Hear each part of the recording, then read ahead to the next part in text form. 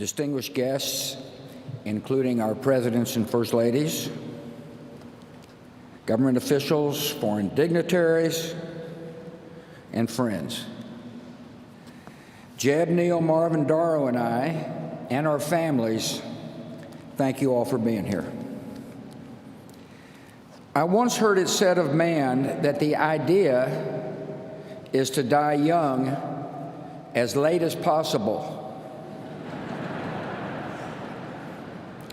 At age 85, a favorite pastime of George H.W. Bush was firing up his boat, the Fidelity, and opening up the 300 horsepower engines to fly, joyfully fly, across the Atlantic with the Secret Service boats straining to keep up. At age 90, George H.W. Bush parachuted out of an aircraft and landed on the grounds of St. Anne's by the Sea in Kennebunkport, Maine, the church where his mom was married and where he worshiped often. Mother liked to say he chose the location just in case the chute didn't open. In his 90s, he took great delight when his closest pal, James A. Baker, smuggled a bottle of Grey Goose vodka into his hospital room. Apparently, it paired well with the steak Baker had delivered from Morton's. To his very last days, Dad's life was instructive. As he aged, he taught us how to grow with dignity, humor, and kindness. And when the good Lord finally called, how to meet him with courage and with the joy of the promise of what lies ahead. One reason Dad knew how to die young is that he almost did it, twice. When he was a teenager, a staph infection nearly took his life. A few years later, he was alone in the Pacific on a life raft, praying that his rescuers would find him before the enemy did. God answered those prayers. It turned out he had other plans for George H.W. Bush. For Dad's part, I think those brushes with death made him cherish the gift of life, and he vowed to live every day to the fullest. Dad was always busy, a man in constant motion, but never too busy to share his love of life with those around him. He taught us to love the outdoors.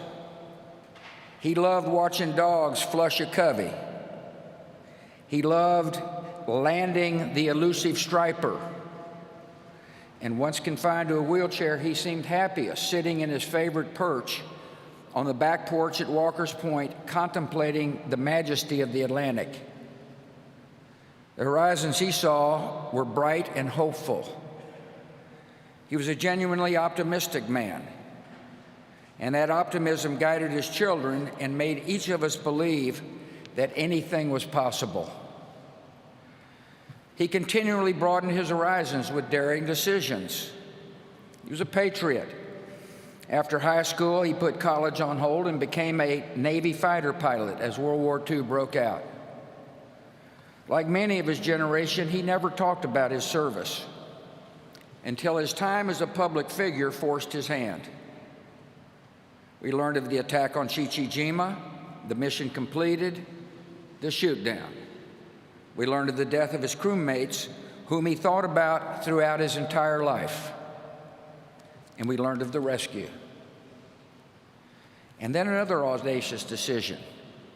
He moved his young family from the comforts of the East Coast to Odessa, Texas. He and Mom adjusted to their arid surroundings quickly. He was a tolerant man. After all, he was kind and neighborly to the women with whom he, Mom, and I shared a bathroom in our small duplex. Even after he learned their profession, ladies of the night. Dad could relate to people from all walks of life. He was an empathetic man. He valued character over pedigree, and he was no cynic. He looked for the good in each person, and he usually found it. Dad taught us that public service is noble and necessary, that one can serve with integrity, and hold true to the important values like faith and family. He strongly believed that it was important to give back to the community and country in which one lived. He recognized that serving others enriched the giver's soul. To us, his was the brightest of 1,000 points of light. In victory, he shared credit. When he lost, he shouldered the blame.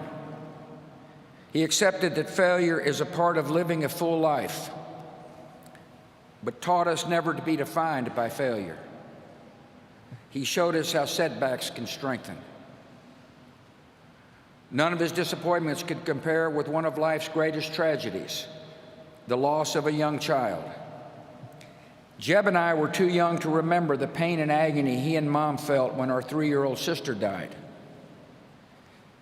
We only learned later that Dad, a man of quiet faith, prayed for her daily. He was sustained by the love of the Almighty and the real and enduring love of her mom. Dad always believed that one day he would hug his precious Robin again. He loved to laugh, especially at himself. He could tease and needle, but never out of malice. He placed great value on a good joke. That's why he chose Simpson to speak.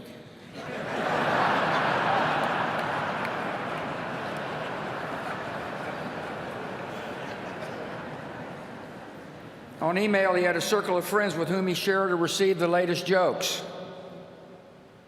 His grading system for the quality of the joke was classic George Bush.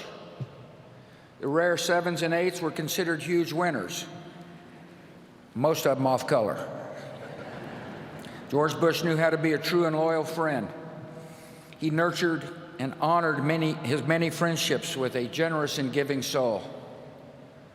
There exist thousands of handwritten notes encouraging or sympathizing or thanking his friends and acquaintances.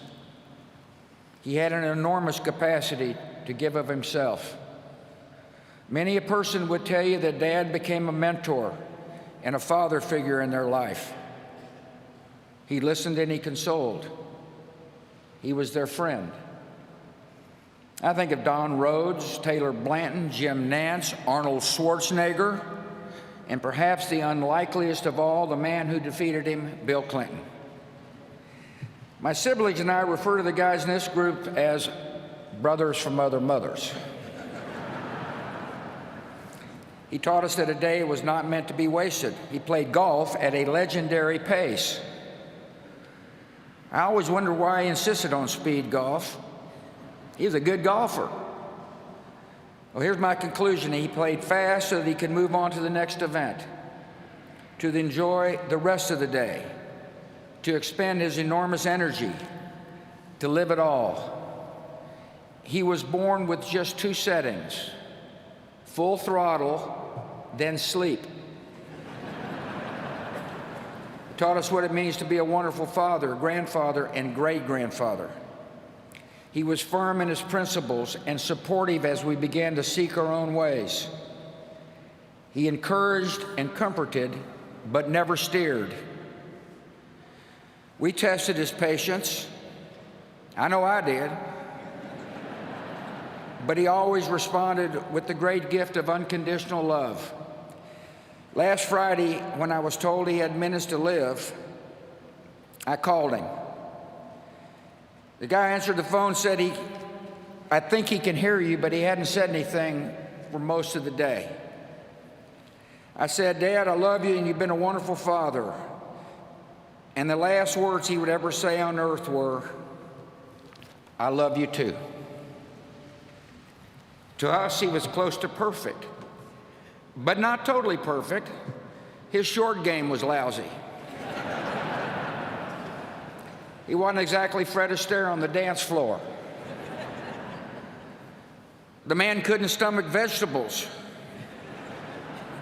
especially broccoli. And by the way, he passed these genetic defects along to us. Finally, every day of his 73 years of marriage, Dad taught us all what it means to be a great husband. He married his sweetheart, He adored her. He laughed and cried with her. He was dedicated to her totally. In his old age, Dad enjoyed watching police show reruns, the volume on high, all the while holding Mom's hand. After Mom died, Dad was strong, but all he really wanted to do was hold Mom's hand again.